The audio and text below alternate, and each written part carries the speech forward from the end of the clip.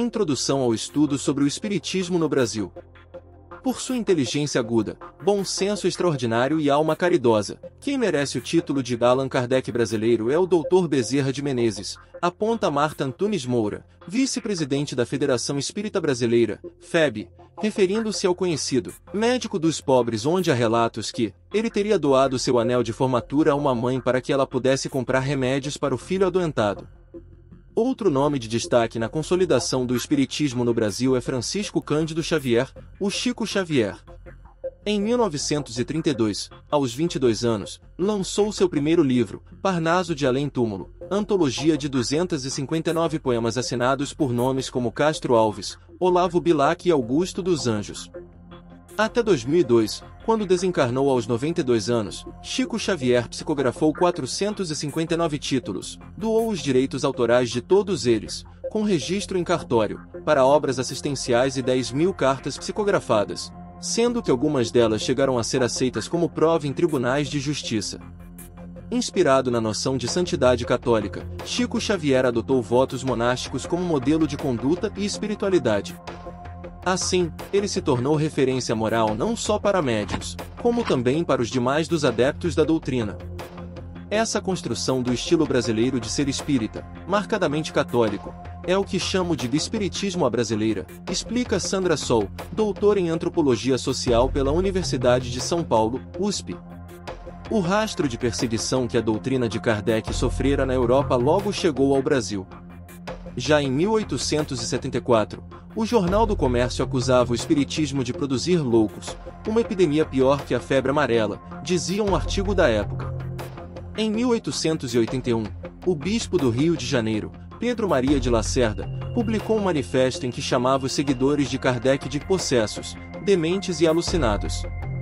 Naquela época, o Brasil vivia sob os ditames do Império, que tinha o catolicismo como religião oficial. Mas, mesmo com o advento da República, a partir de 1889, a perseguição não cessou, relata o sociólogo e advogado Mauri Rodrigues da Cruz, presidente da Sociedade Brasileira de Estudos Espíritas, SBE. Os ataques sofridos por religiosos da época não arrefeceram o movimento espírita brasileiro.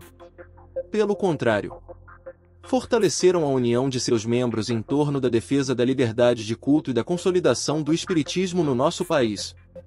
O sucesso do espiritismo no Brasil, onde hoje tem mais seguidores do que na própria França, pode ser explicado, ainda, pelo processo de transformação religiosa da doutrina no país.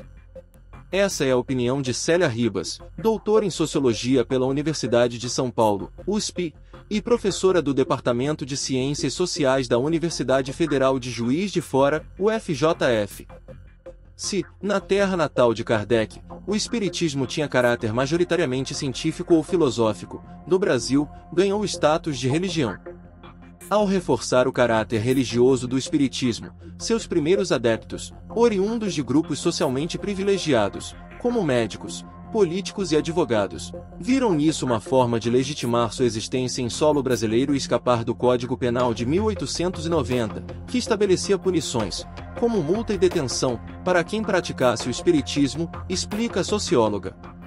Dados do último censo apontam que, realizados entre 2000 e 2010, apontam que o número de espíritas no Brasil cresceu 65%, passando de 2,3 milhões, algo em torno de 1,3% da população, para 3,8 milhões, cerca de 2%.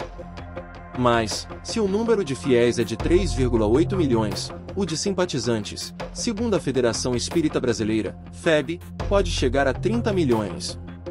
Muitos não se assumem como espíritas porque são católicos ou porque não enxergam o espiritismo como religião, explica Célia Ribas, da UFJF.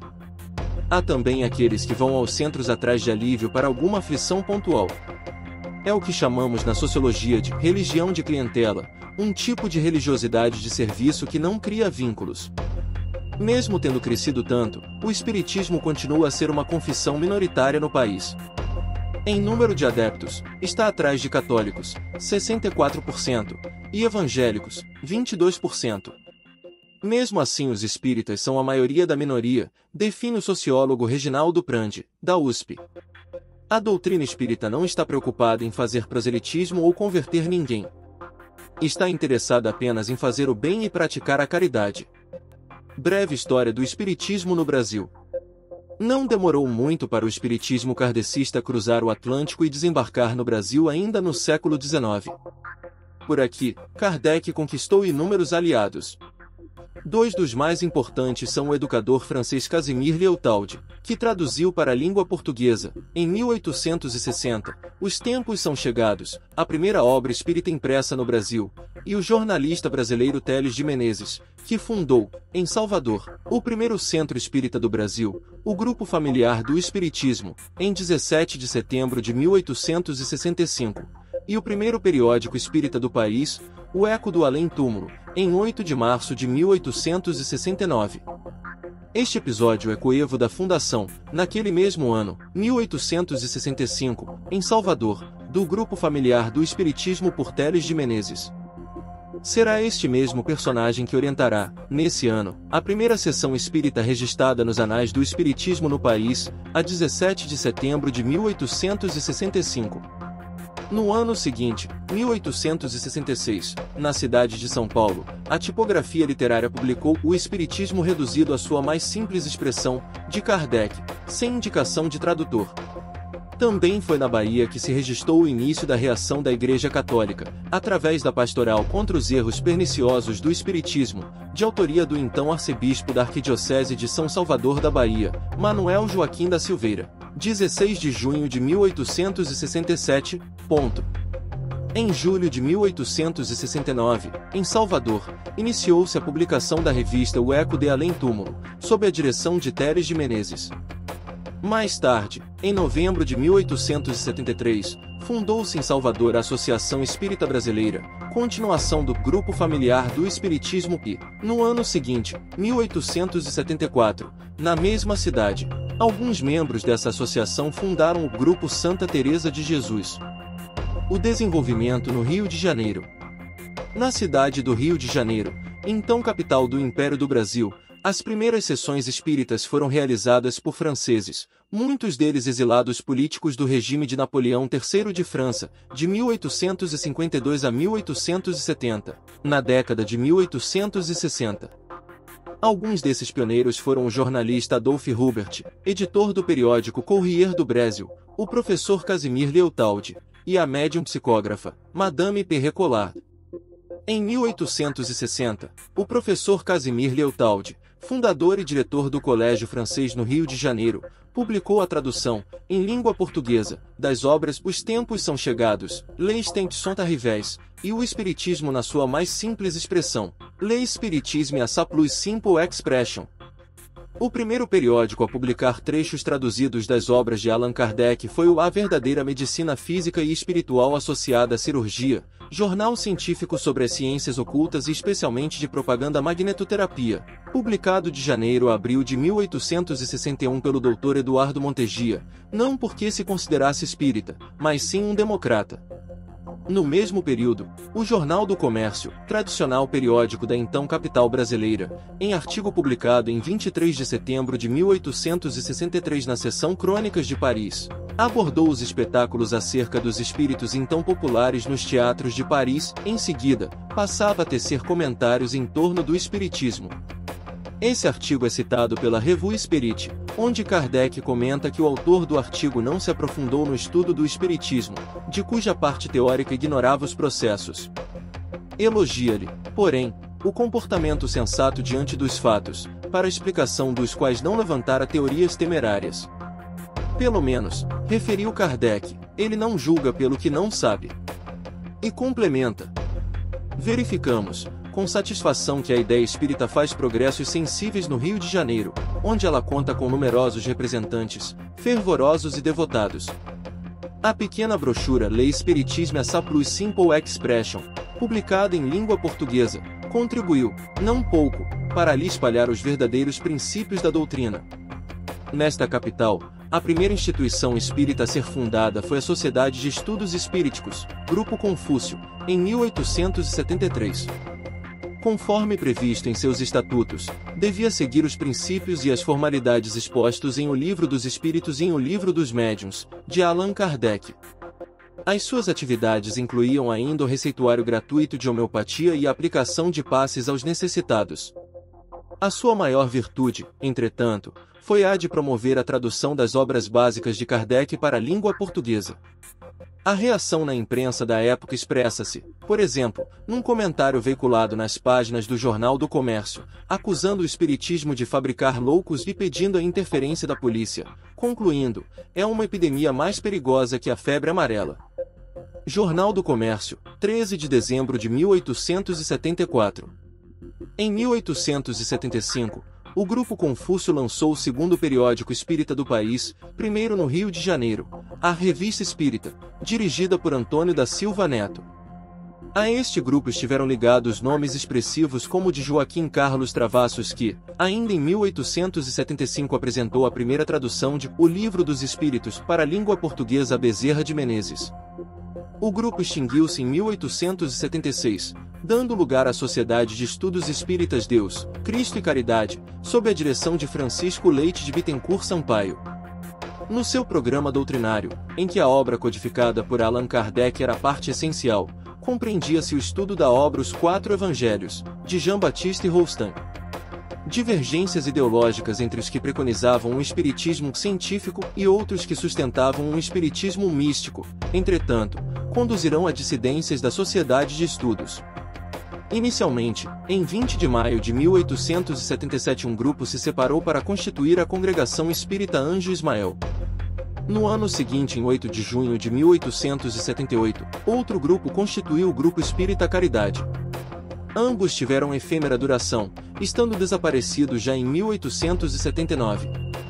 Nesse mesmo ano, a Sociedade de Estudos deu lugar à Sociedade Acadêmica Deus, Cristo e Caridade, 3 de outubro de 1879, atendendo à orientação do grupo cientificista, contrário ao caráter religioso da doutrina. Em consequência, um último grupo, sob a liderança do médium João Gonçalves do Nascimento, de acordo com a tradição sob a inspiração do próprio Espírito Ismael, constituiu uma nova agremiação que se denominou Grupo Espírita Fraternidade em 1880. Ainda nesse contexto, Antônio Luiz Saião Quidebaldi tentará conciliar a Sociedade Acadêmica Deus, Cristo e Caridade com o Grupo Espírita Fraternidade, fundou, com Frederico Pereira Júnior, João Gonçalves do Nascimento, Francisco Leite de Bittencourt Sampaio e outros, o chamado Grupo dos Humildes, popularmente conhecido como Grupo do Saião, em 15 de julho de 1880. Este grupo, numa primeira fase, que durou cerca de um ano, realizou proveitosas reuniões. Mais tarde o grupo veio a chamar-se Grupo Ismael, vindo a integrar-se na Federação Espírita Brasileira, onde existe até aos nossos dias. Também em 1880, Augusto Elias da Silva, futuro fundador do Reformador e da Federação Espírita Brasileira, FEB, funda a União dos Espíritas do Brasil, a que preside. Sobre esse conturbado momento, referiu o pesquisador Pedro Richard. Por essa época ocorreu um fato bem significativo. Os espíritas, ou por discordância de ideias, ou por criminosa pretensão, criaram considerável número de grupos, cujos membros, em sua maioria, desconheciam os preceitos mais rudimentares da doutrina. Qualquer espírita formava um grupo, só para satisfazer a vaidade de dar-lhe por título um nome que ele venerava. De grupos produtivos apenas se contavam alguns, em número por demais reduzido. No ano seguinte, 1881, como um desdobramento do Grupo Fraternidade, foi fundado o Grupo Espírita Humildade e Fraternidade, com apoio de Francisco Raimundo Everton Quadros, que viria a ser, anos mais tarde, um dos fundadores da FEB e seu primeiro presidente, em 7 de junho. O ano foi marcado, entretanto, pelo início da perseguição oficial ao espiritismo, em 28 de agosto. Os periódicos cariocas O Cruzeiro e Jornal do Comércio anunciaram em suas páginas, em furo de reportagem, a ordem policial que proibiu o funcionamento da Sociedade Acadêmica Deus, Cristo e Caridade e dos centros que lhe eram filiados, tornando passíveis de sanções penais os espíritas que contrariassem as disposições policiais. Nesse mesmo dia, a sociedade reuniu-se em sessão extraordinária, a fim de tomar providências defensivas, caso a referida notícia fosse confirmada. Ainda nesse mesmo dia, a diretoria da Sociedade Acadêmica compareceu perante o ministro da Justiça, que a recebeu com muita cordialidade, declarando que deveria ter havido algum equívoco, e que não consentiria na perseguição de ninguém. Entretanto, no dia 30 de agosto de 1881, um oficial de justiça apresentou à Sociedade Acadêmica a contrafé do mandado de intimação do segundo delegado de polícia do município da Corte, um mandado que suspendia e vedava as reuniões da dita sociedade, alegando que ela não se achava legalmente constituída. De imediato, a diretoria da Sociedade Acadêmica expediu ofícios ao chefe de polícia e ao ministro da Justiça, o conselheiro Manuel Pinto de Souza Dantas, demonstrando a arbitrariedade daquela medida. Uma comissão, da qual faziam parte o Dr. Antônio Pinheiro Guedes, Carlos Joaquim de Lima e Cirne e o Dr. Joaquim Carlos Travassos, entrou em contato com o chefe de polícia, que, apesar de tê-la recebido com amabilidade, nada resolveu de imediato, dando a entender que a ordem vinha de uma autoridade superior. É nesse contexto que, no dia 6 de setembro de 1881, teve lugar o primeiro Congresso Espírita no Brasil, promovido pela Sociedade Acadêmica. No mesmo dia, uma comissão de espíritas foi recebida pelo imperador Pedro II do Brasil, a quem entregou em mãos um documento com minuciosa exposição dos fatos e o pedido de que se fizesse justiça quanto a isso. O imperador, na ocasião, também teria afirmado: "Eu não consinto em perseguição". 2 semanas depois, no dia 21, a mesma comissão retornou ao palácio a fim de conhecer da resposta às considerações emitidas na exposição que for entregue ao imperador. Este afirmou que enviará os papéis ao ministro do Império para dar solução ao caso, e tornou a afirmar, com certo ar de graça advertiu: "Ninguém os perseguirá. Mas, não queiram agora ser mártires". Embora a ordem policial jamais tenha oficialmente revogada, também não houve prosseguimento. Finalmente, em ofício de 10 de janeiro de 1882, dirigido a Dom Pedro de Alcântara, imperador do Brasil, a diretoria da Sociedade Acadêmica manifestou o seu júbilo pelo começo da tolerância em relação àquela sociedade, sinal evidente de que estão terminadas as perseguições dirigidas contra o espiritismo e os espíritas. Essa primeira ação policial contra o espiritismo teve como fruto a fundação, no Rio de Janeiro, em setembro ou outubro de 1881, do Grupo Espírita 28 de agosto, data que os espíritas da época quiseram fixar para a posteridade. Em consequência do Congresso Espírita, veio a ser fundado, a 3 de outubro do mesmo ano, na Sociedade Acadêmica, o Centro da União Espírita do Brasil, pelo professor Afonso Angeli Torteroli. A nova instituição tinha a proposta de congregar e orientar as sociedades espíritas a nível nacional. Entre seus associados contava-se o nome de Lima e Cirne. Esta sociedade lançou, em janeiro de 1881, uma revista, que seria o segundo periódico espírita no Rio de Janeiro, tendo nele colaborado o Major Everton Castro. Para marcar o primeiro aniversário da notícia sobre a repressão aos espíritas, foi aberta, a 28 de agosto de 1882, a primeira exposição espírita do Brasil, na sede da Sociedade Acadêmica, localizada na época na Rua da Alfândega número 120. O programa comemorativo, organizado pela própria sociedade, intitulava-se Festa do Espiritismo no Brasil e estendeu-se até 3 de setembro daquele ano. Os seus visitantes tiveram a oportunidade de apreciar variados trabalhos mediúnicos, como psicografias em caracteres normais, taquigráficos e telegráficos, em línguas estrangeiras, até orientais, psicopictografias, que são cópias da correspondência da Sociedade Acadêmica com associações espíritas estrangeiras, jornais e revistas espíritas da Europa e da América, obras espíritas diversas, retratos de vultos do espiritismo de vários países, também livros e jornais que eram contrários ao espiritismo. Na ocasião foi lançado ainda o jornal O Renovador, pelo Major Salustiano José Monteiro de Barros e pelo professor Afonso Angeli Torteroli. Poucos meses depois, surgiria o jornal Reformador, sob a direção de Augusto Elias da Silva, 21 de janeiro de 1883.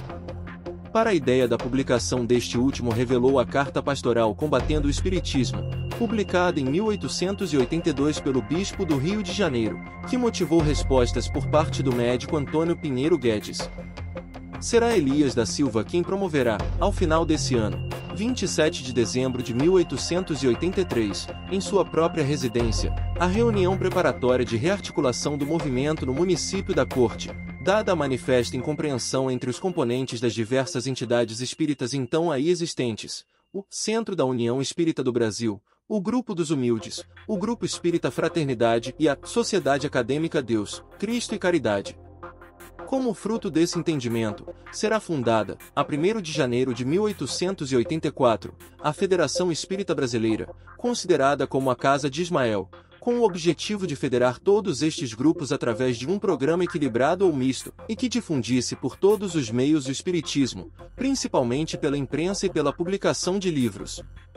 Em 17 de agosto de 1885, em uma sala na Rua da Alfândega, a Federação Espírita Brasileira, FEB, inaugurou o ciclo de conferências públicas que se destacará, tendo entre seus oradores os nomes de Elias da Silva, Bittencourt Sampaio e outros pioneiros do espiritismo no país. O aumento do fluxo de público faria com que essas palestras se transfiram para um local maior, o Salão da Guarda Velha, na rua de igual nome, atual Avenida 13 de Maio, onde, em 16 de agosto de 1886, o Dr. Adolfo Bezerra de Menezes proclamará publicamente as suas convicções espíritas diante de mais de 1.000 pessoas, talvez 2.000, conforme algumas fontes.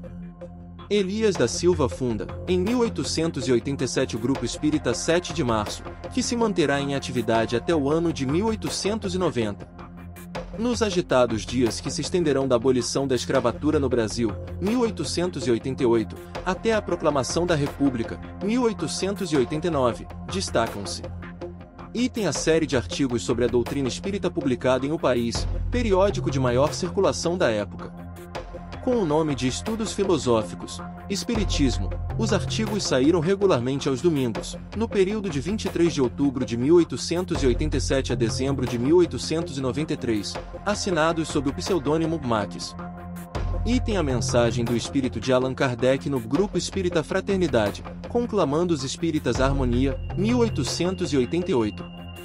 Item a decisão de Bezerra de Menezes, que por meio de artigos e conselhos pregava a necessidade de maior compreensão entre os espíritas, depois de muito instado, assumir a direção da FEB, sucedendo a Everton Quadros, que a administrara de 1884 a 1888, e que, como militar, fora transferido para a então província de Goiás. Item a visita do médium de efeitos físicos norte-americano Henry Slade, de 1835 a 1905, ao Brasil. É neste momento que se reorganiza e instala nas dependências da FEB o Centro da União Espírita do Brasil em sua segunda fase, com Bezerra de Menezes como presidente, depois, Elias da Silva, 1893. Foi ainda Bezerra de Menezes quem incorporou à FEB o Grupo dos Humildes, depois denominado Grupo Ismael. Após a proclamação da República, o Grupo Espírita Fraternidade iria incorporar-se, por sua vez também, à FEB. Figuras proeminentes do movimento republicano, como Joaquim Saldanha Marinho, de 1816 a 1895, e Quintino Bocaiúva, de 1836 a 1912, tinham certa simpatia pela doutrina espírita. No meio literário destacam-se, como críticos, Machado de Assis, de 1839 a 1908, o espírita Manuel de Araújo Porto Alegre, de 1806 a 1879, que realizou sessões de psicografia em Paris e escreveu uma peça teatral com o nome Os Voluntários da Pátria, onde estão presentes elementos espíritas. Como simpatizantes tinham Castro Alves, de 1847 a 1871, que pretendeu escrever uma obra de cunho espírita que seria o poema final de Os Escravos, também Augusto dos Anjos, que coordenava sessões espíritas e psicografava em sua cidade natal, Antônio Castro Lopes, de 1827 a 1901, poeta e filólogo, e Alexandre José de Melo Moraes, de 1816 a 1882, médico, historiador e político. Fora do município da Corte, destacou-se neste período a fundação, no Recife, do Jornal Espírita A Cruz, feita por Júlio César Leal, 6 de julho de 1881, primeiro periódico espírita da capital pernambucana. O período republicano. Com a proclamação da República do Brasil, 15 de novembro de 1889, em 22 de dezembro deste ano, a FEB congratula-se com o governo provisório pelo novo regime. Entretanto, Estando o país ainda sem uma Constituição em vigor, o Decreto número 847, de 11 de outubro de 1890, promulgou o Código Penal da República. Este diploma, de inspiração positivista, associava a prática do espiritismo a rituais de magia e curandeirismo, conforme foi expresso em seu artigo número 157, que rezava: é crime praticar o espiritismo, a magia e seus sortilégios, usar de talismãs e cartomancias, para despertar sentimentos de ódio ou amor, inculcar cura de moléstias curáveis ou incuráveis, enfim, para fascinar e subjugar a credulidade pública. Pena: prisão celular de 1 a 6 meses e multa de 100 mil a 500 mil contos de réis. Os espíritas protestaram junto ao então ministro da Justiça Campos Salles, mas sem sucesso. O relator do Código, João Batista Pinheiro, limitou-se a afirmar que o texto referia-se à prática do na época chamado de Baixo Espiritismo. Em 22 de dezembro de 1890, Bezerra de Menezes, enquanto presidente do Centro da União Espírita do Brasil, oficiou ao presidente da República, Marechal Deodoro da Fonseca, acerca do descrito no novo Código Penal. Preocupado com possíveis focos de resistência ao regime, o governo autorizou a polícia a invadir reuniões e residências à procura de opositores. Como consequência, 2 anos depois, em 1891, na cidade do Rio de Janeiro, vários espíritas chegaram a ser detidos por isso. Os espíritas foram perseguidos e proibidos de se reunirem. Os poucos centros espíritas então existentes viram-se na contingência de fecharem as suas portas, a fim de que não incorressem nas penas da lei. A própria FEB foi obrigada a suspender a publicação de sua revista, O Reformador, neste período. Será nesse contexto, entretanto, que o Dr. Bezerra de Menezes funda o Grupo Espírita Regeneração, 18 de fevereiro de 1891, a Casa dos Benefícios. Em 1893, no auge da Segunda Revolta da Armada, o governo endureceu ainda mais o regime. Os espíritas então apresentaram um novo protesto ao Congresso Nacional contra o Código Penal, uma vez mais sem sucesso, já que a comissão revisora do Código não atendeu às reivindicações formuladas por eles. Vitimado por dificuldades internas e externas, o jornal Reformador deixou de circular no último trimestre daquele ano. O Grupo Espírita Fraternidade, após ter alterado seus estatutos passando a denominar-se Sociedade Psicológica Fraternidade, extinguiu-se, e no Natal desse mesmo ano, Bezerra de Menezes encerrou a série Estudos Filosóficos, que vinha publicando no periódico O País. No ano seguinte, em 1894, com o abrandamento da situação política, Augusto Elias, em conjunto com Fernandes Figueira e Alfredo Pereira, iniciaram uma campanha financeira para subsidiar os projetos da FEB. O Reformador então voltou a circular. Os historiadores do movimento registram que, na época, vivia-se uma cisão ideológico-doutrinária entre os chamados laicos ou científicos, representados pelo professor Angeli Torteroli, que defendiam o aspecto científico do espiritismo, e os místicos, representados pelo Dr. Bezerra de Menezes, que defendiam o aspecto religioso da doutrina. Desse modo, em 4 de abril de 1894, Centro da União Espírita muda o seu nome para Centro da União Espírita de Propaganda no Brasil, sob a direção do professor Angeli Torteroli, com sede à Rua Silva Jardim número 9. À sua diretoria pertenciam nomes como os de Júlio César Leal e Dr. Bezerra de Menezes, que dela se retirou em 1896, diante da campanha de insultos pessoais que contra ele se desencadeara, por ser considerado um místico, que não se dava ao trabalho de raciocinar.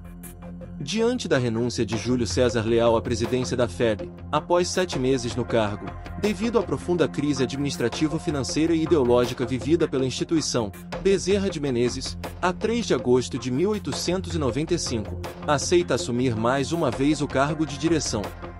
No exercício de suas funções, imprimiu orientação evangélica aos trabalhos da instituição, permaneceu no cargo até vir a desencarnar, no ano de 1900. Nesse período, em 28 de agosto de 1897, o Centro da União Espírita de Propaganda do Brasil reúne-se em Congresso Espírita Permanente, tendo homenageando a Sociedade Acadêmica Deus, Cristo e Caridade, objeto de tentativa de perseguição aos espíritas em 1881. Todavia, o centro desaparece no mesmo período do Congresso. Em 1904 já circulavam no país pelo menos 19 periódicos dedicados ao espiritismo. Em 15 de abril de 1905, a sede da FEB, então situada à Rua do Rosário número 97, no centro histórico da cidade, foi visitada por funcionários da Diretoria-Geral de Saúde Pública, que lavraram autos de infração contra o médium Dr. Domingos de Barros Lima Filgueiras, por prática do exercício ilegal da medicina. No processo, aberto contra o então presidente da FEB, Leopoldo Cirne, e o médium Domingos Filgueiras, ambos foram absolvidos. A nova sede da FEB, situada na Rua do Sacramento, atual Avenida Passos, foi inaugurada a 10 de dezembro de 1911. Em 1º de maio de 1912 é fundado, na cidade do Rio de Janeiro, o jornal espírita semanal Aurora, por Inácio Bittencourt, sendo seu responsável por mais de 3 décadas. Sob a sua presidência será fundado, em 1919, o Abrigo Teresa de Jesus, tradicional obra assistencial que chegou aos nossos dias. O papel centralizador da FEB a nível nacional foi questionado, na década de 1920, com a fundação da Liga Espírita do Brasil por Aurino Barbosa Souto, 31 de março de 1926, que também tinha a mesma proposta. Como reação, reuniu-se no mesmo ano, pela primeira vez, o então Conselho Federativo da FEB. O Jornal do Brasil publicou entrevista com o escritor Coelho Neto, 7 de junho de 1923, que antes fora um intransigente adversário do espiritismo, mas se converteu após ter participado, na extensão do seu escritório, de uma atividade mediúnica entre a sua neta, falecida em tenra idade, e a mãe dela. Nesse mesmo ano, proferiu um discurso sobre a sua adesão à doutrina espírita, no Salão da Guarda Velha, no Rio de Janeiro. Ainda nesse mesmo ano, o serviço de mediunidade receitista da FEB atingiu o seu maior número de consultas, com quase 400 mil pessoas atendidas. Fora do então Distrito Federal, destacam-se, neste período: Item em São Paulo, Batuíra funda o Grupo Espírita Verdade e Luz, e um periódico com o mesmo nome, composto e impresso em tipografia própria, 1890. Item no Recife, acontece a fundação da Associação Espírita Deus e Caridade dos Aflitos, na Rua do Futuro, bairro dos Aflitos, em 26 de agosto de 1894, primeira Sociedade Espírita em Pernambuco. Item no Recife, a fundação da Federação Espírita Pernambucana, 8 de dezembro de 1904.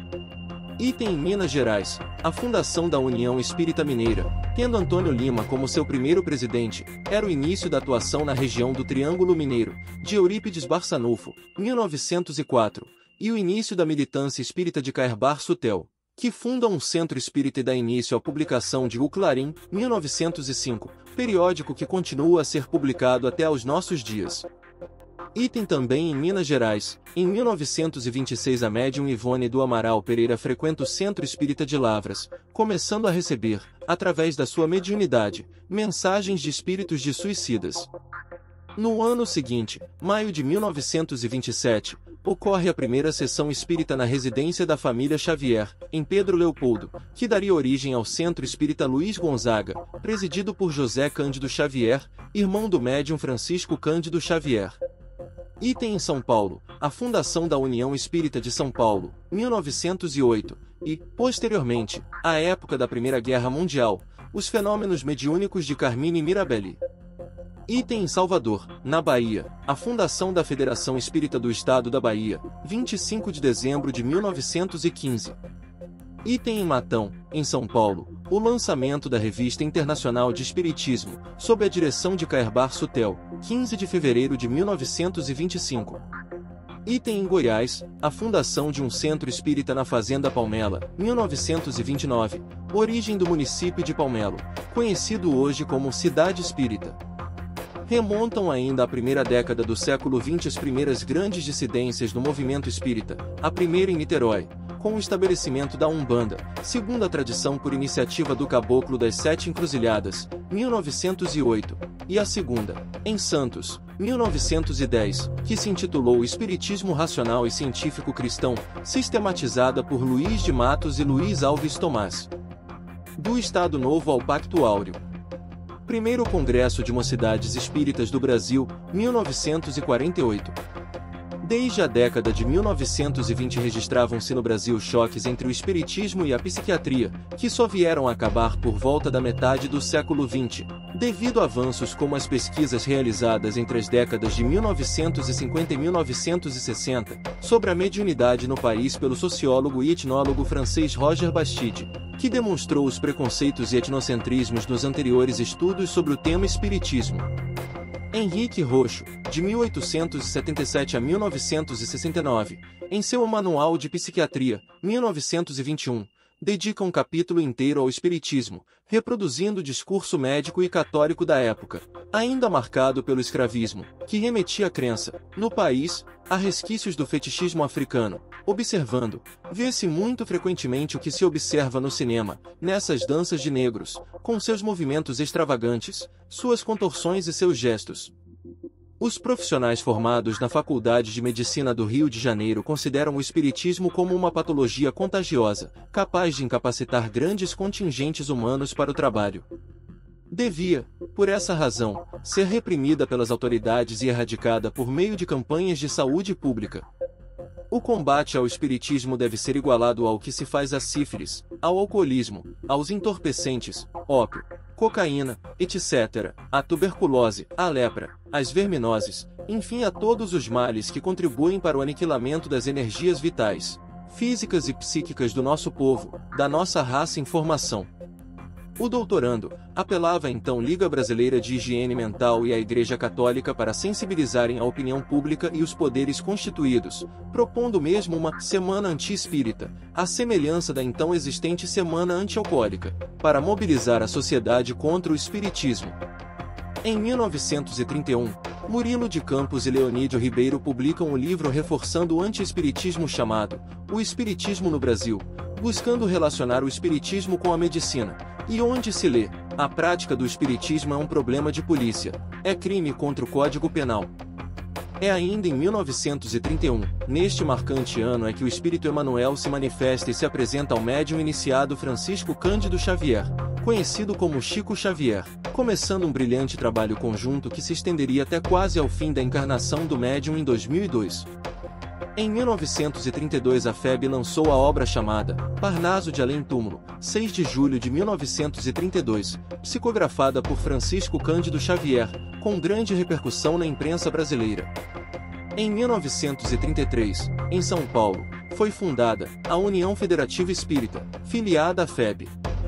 Mais tarde, em 1936, no mesmo estado foi criada a Liga Espírita, filiada à Liga Espírita do Brasil. No mesmo ano, em 19 de agosto, pela Rádio Cultura de Araraquara, no interior de São Paulo, Cairbar Sutel iniciou o programa de rádio sobre espiritismo no país. Quando da implantação do Estado Novo no país, em 1937, a repressão ao espiritismo aumentou. Neste ano, em 27 de outubro, a própria FEB foi fechada pela polícia e reaberta 3 dias depois, por ordem do então ministro da Justiça, Dr. José Carlos de Macedo Soares. No ano seguinte, em 1938, vem a público a obra Brasil, Coração do Mundo, Pátria do Evangelho, também pela psicografia de Chico Xavier, atribuída ao espírito de Humberto de Campos. A obra narra a formação do Brasil sob a perspectiva espírita, pela qual as entidades espirituais teriam influenciado os principais eventos da história pátria, desde o desvio da frota de Cabral à abolição da escravatura, profetizando-lhe um lugar de destaque entre a cristandade. Também no ano de 1939 foi marcado pela realização do primeiro Congresso Brasileiro de Jornalistas e Escritores Espíritas. Nesta década inicia-se ainda a atuação do médium Francisco Peixoto Lins, carinhosamente referido apenas como Peixotinho. A década encerrou-se com a reforma do Código Penal, que deixou de criminalizar explicitamente a prática do espiritismo no ano de 1940. Ainda assim, no ano seguinte, 1941, todos os centros espíritas da então capital federal foram suspensos por portaria da polícia, do mesmo modo que todos os templos afro-brasileiros. No Rio de Janeiro, foi fundada a Sociedade de Medicina e Espiritismo do Rio de Janeiro em 11 de junho de 1941, tendo como primeiro presidente o Dr. Levindo Gonçalves de Melo. No contexto da Segunda Guerra Mundial, a partir de 1943, o escritor Monteiro Lobato realiza sessões espíritas em sua residência. Essas sessões, que tinham como médium a sua esposa, Maria Pureza da Natividade de Souza e Castro, Dona Purizinha, e eram realizadas com o método do copo, foram registradas pelo próprio escritor e publicadas póstumamente na obra Monteiro Lobato e o Espiritismo. No período de 1946 a 1947 chegaram inclusive a ser realizadas sessões na Argentina, durante viagens do escritor para aquele país. Também a partir de 1943 o espírito de André Luiz, através da mediunidade de Francisco Cândido Xavier, inicia uma série de livros que abordam a vida no plano espiritual. A primeira obra, chamada Nosso Lar, foi lançada no Rio de Janeiro no ano seguinte, 1944.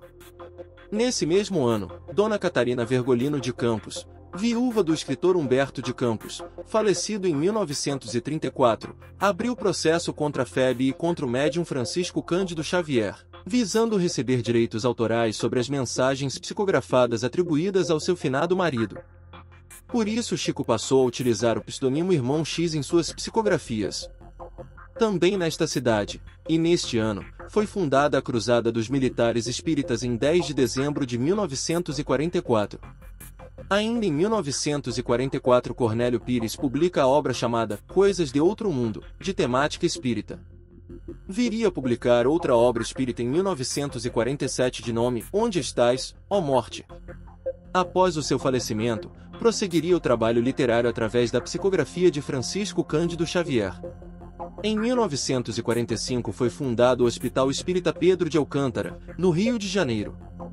Nesse ano iniciou-se, em São Paulo, por iniciativa das suas federações, um novo processo pela unificação do movimento espírita no país, que dará lugar, em 1947, ao primeiro Congresso Espírita do Estado de São Paulo, buscando a pró-unificação.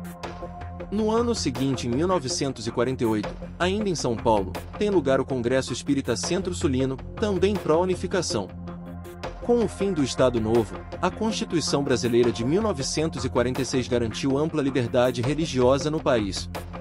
No estado da Bahia, ao final da década, iniciou-se o trabalho assistencial de Divaldo Pereira Franco. Este, juntamente com um grupo de colaboradores, fundou em Salvador o Centro Espírita Caminho da Redenção em 7 de setembro de 1947. Dada a movimentação paulista em favor da unificação, tem lugar, no Rio de Janeiro, em 5 de outubro de 1949, o evento mais importante do período. A aprovação dos 18 itens do Pacto Áureo, considerado o mais importante documento do movimento espírita no país. O documento tinha a finalidade de unificar as federações estaduais em torno da FEB. No ano seguinte, em 1950, foi estabelecido o Conselho Federativo Nacional, composto pelos representantes das referidas entidades que aderiram. Ainda em 1950 partiu do Rio de Janeiro para a região nordeste do Brasil, a chamada Caravana da Fraternidade, integrada, entre outros, por Arthur Lins de Vasconcelos Lopes, Carlos Jordão da Silva e Leopoldo Machado. Como resultado, ampliou-se o número das federações estaduais no país. Em termos de divulgação, realizou-se em 2 de outubro de 1949 o segundo Congresso Espírita Pan-Americano, na cidade do Rio de Janeiro, promovido pela Confederação Espírita Pan-Americana e pela Liga Espírita do Brasil. Participaram do segundo CEPA quase todos os países da América Latina, bem como dos Estados Unidos. A presidência do segundo CEPA ficou a cargo do médico argentino Luiz de Cristóforo Postiglione, que convidou para secretariar os trabalhos os jornalistas Francisco Clores Vemec e Deolindo Amorim. Participaram deste evento representantes de quase todos os países da América Latina, bem como dos Estados Unidos. As décadas de 1950 e 1960. O espiritismo no país foi marcado, na década de 1950 e na de 1960, por dois grandes fenômenos: José Pedro de Freitas, popularmente conhecido por Zé Arigó, cuja prática mediúnica não se filiava estritamente à doutrina espírita ou a qualquer instituição oficial, e Francisco Cândido Xavier, popularmente conhecido por Chico Xavier. Zé Arigó, recebendo o espírito chamado de Dr. Frites, realizou gratuitamente tratamento mediúnico em milhares de pessoas e sofreu 2 processos acusando de feitiçaria e exercício ilegal de medicina. Um caso em 1958, no qual ele não foi preso pois recebeu indulto do então presidente Juscelino Kubitschek, cuja filha havia sido tratada por Arigó. Outro caso em 1964, no qual ficou alguns meses preso mas sem parar de aplicar os tratamentos mediúnicos. Nesta época, Chico Xavier chegou a completar o 100º livro psicografado, sendo que sempre cedeu os direitos autorais de seus livros psicografados a instituições de caridade. Fundou em Uberaba, Minas Gerais, junto com o médium e médico Valdo Vieira, o centro espírita chamado Comunhão Espírita Cristã, onde realizaram grandes atividades mediúnicas e filantrópicas. Também sofreu acusação de fraude, que não foi comprovada e depois foi retirada, em 1958, pelo seu sobrinho Amaury Pena, e esteve envolvido, com Valdo Vieira, no escândalo das chamadas materializações de Uberaba, em 1964, que ocupou 70 páginas da revista O Cruzeiro, ilustradas por 87 fotografias, em 11 edições, ao longo de 3 meses. Foi ainda na década de 1950 que o padre Oscar Quevedo se radicou no Brasil, iniciando uma ampla divulgação de sua interpretação da parapsicologia como resposta ao espiritismo. No contexto do movimento federativo que se difundiu após a assinatura do chamado Pacto Áureo, em 1953 a Conferência Nacional dos Bispos do Brasil reiterou a condenação católica ao espiritismo. No mesmo ano, a FEB declarou que os umbandistas poderiam ser considerados espíritas, o que causou vivas reações no movimento espírita. Ainda em 1957, em Ribeirão Preto, é criado pelos caravaneiros da Alta de Souza, liderados por Ninfo de Paula Correia, o conclave conhecido como Confraternização das Campanhas de Fraternidade Alta de Souza e Promoção Social Espírita, realizado anualmente, no período do Carnaval, cada ano em cidades diferentes. Em 1960 veio à luz a obra O Espiritismo no Brasil, de Frei Boaventura Kloppenburg, militante católico contrário ao espiritismo.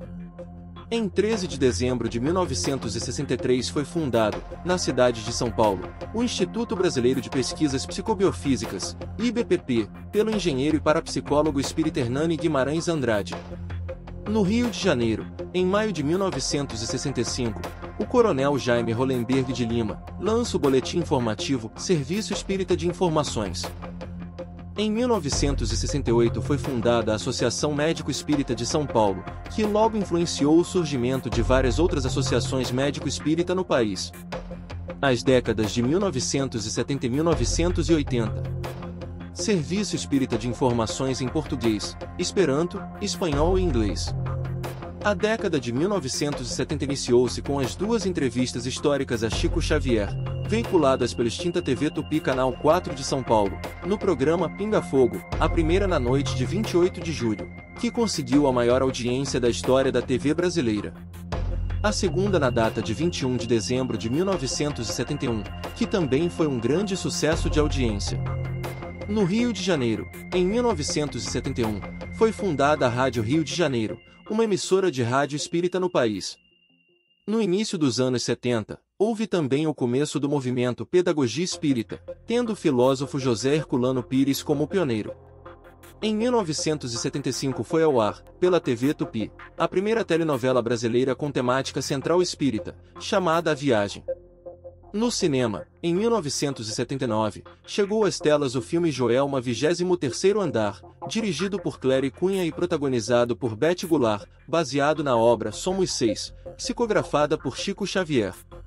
Este é o primeiro filme brasileiro com temática central espírita e o único que retratou o incêndio do edifício Joelma que deixou 179 mortos e mais de 300 feridos ocorrido em 1º de fevereiro de 1974. Também em 1979 houve um dos mais famosos casos envolvendo Chico Xavier, e que teve repercussão mundial. O caso em que José Divino Nunes, acusado de matar o melhor amigo, Maurício Henriques, foi inocentado no seu julgamento pelo juiz, que aceitou como prova válida, entre outras que também foram apresentadas pela defesa, um depoimento da própria vítima, já falecida, através de texto psicografado por Chico Xavier. No ano de 1981, foi marcado pela campanha de proposição, no país, de Chico Xavier para receber o Prêmio Nobel da Paz. Em 1983 ocorre o lançamento feito pela FEB, do Estudo Sistematizado da Doutrina Espírita, uma campanha institucional permanente visando divulgar o aprofundamento coletivo nos estudos da doutrina espírita. A jornalista Elcido Bugras traz a público o que se tornaria um fenômeno de mídia no país, com projeção no exterior, a psicopictografia de Luiz Antônio Gasparetto. Em meados da década registrou-se o ressurgimento do fenômeno do espírito do Dr. Fritz, através do médium pernambucano Edson Cavalcante Queiroz, que viria a ser assassinado em 1991. O ano de 1987 destacou-se pelo lançamento da obra O Lado Oculto do Folclore Brasileiro, do médium Luiz Antônio Mileco.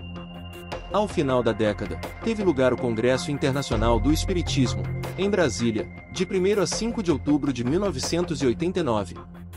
Da década de 1990 aos nossos dias.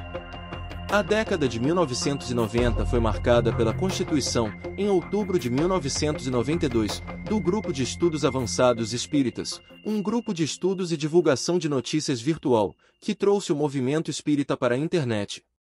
No plano editorial, a literatura espírita popularizou-se com os chamados romances espíritas, através de autores como Vera Lúcia Marins no livro Reconciliação, em 1990, no livro Violetas na Janela. Em 1993 Exíbia Gasparetto no livro Vencendo o Passado, em 2008.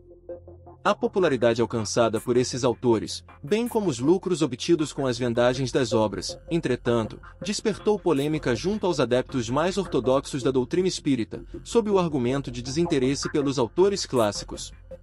Isso não impediu, entretanto, o surgimento de autores de sucesso como Elisa Macelli no livro Nada Fica Sem Resposta, de 2001, Mônica de Castro no livro Gêmeas, de 2009, Marcelo César no livro O Amor é para os Fortes, de 2010.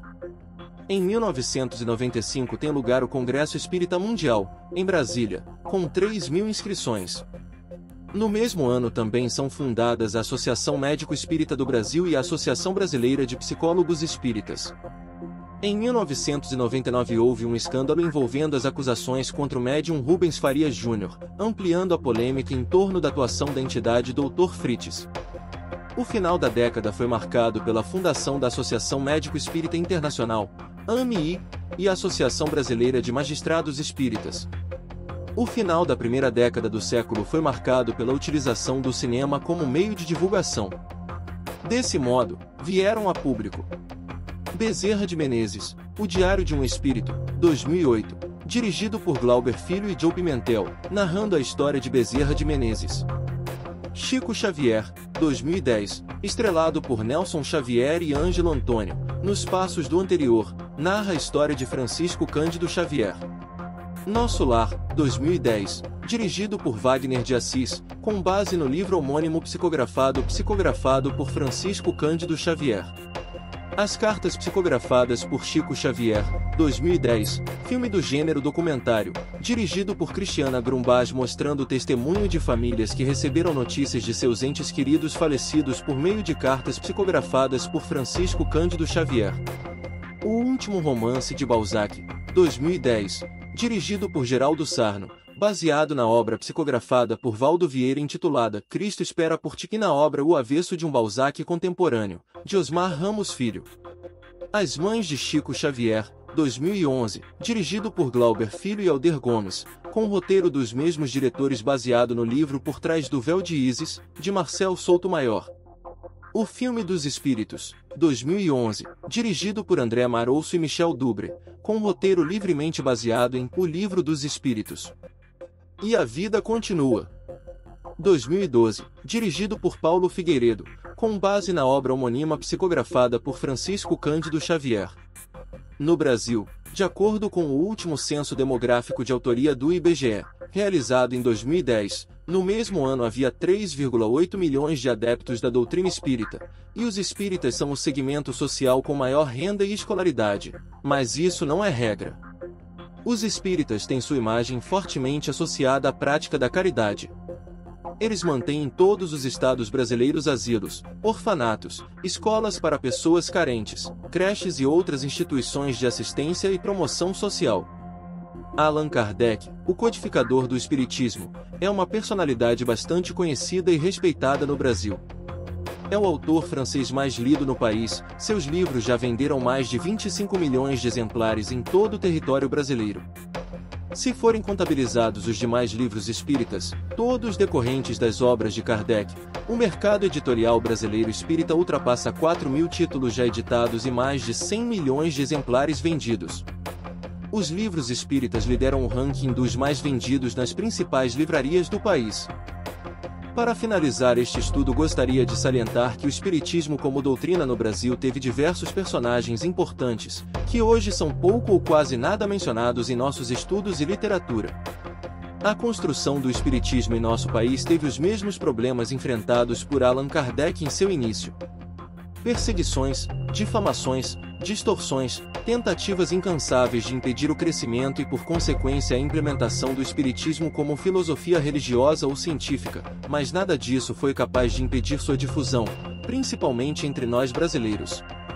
Hoje somos talvez o maior número de adeptos do mundo. Na minha opinião, nós espíritas kardecistas convictos, devemos ter um pouco mais de reconhecimento pelo glorioso empenho de quem fez acontecer isso para que hoje possamos praticar livremente nossa doutrina.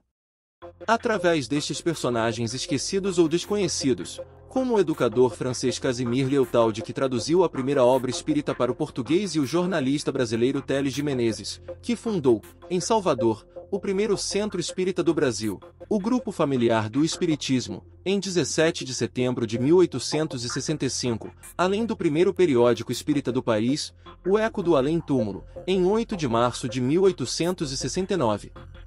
O espiritismo no Brasil foi conseguindo se manter vivo graças a eles, estes honrosos trabalhadores, para quem sabe um dia, nós transformarmos este planeta em um mundo melhor. Alguns personagens aqui vemos com maior destaque como o Dr. Bezerra de Menezes, Chico Xavier e Divaldo Franco. Estes são com frequência os mais citados, porém outros que estão ocultos nos anais da história, têm sua fundamental participação e sem eles ainda estaríamos submetidos aos caprichos de uma outra religião, sabe-se lá qual, que não encontraria espaço em nossas consciências. Quantos às divergências e às cisâneas, os erros cometidos por espíritas dentro do espiritismo desde o início de nossa jornada, considero normal, isto ocorre até os dias de hoje. Falamos aqui de seres humanos encarnados e onde ainda temos muito que aprender e enfrentar as nossas fraquezas dentro e fora dos círculos espíritas. Espero que um dia isso acabe e nos tornemos seres evoluídos onde não encontraremos mais espaço para vaidade e orgulho. Enfim, espero que este estudo sirva de inspiração para outros estudos da nossa história como doutrina. Saúde, luz e paz. Pesquisa de fontes diversas feita por Luciano Fernandes.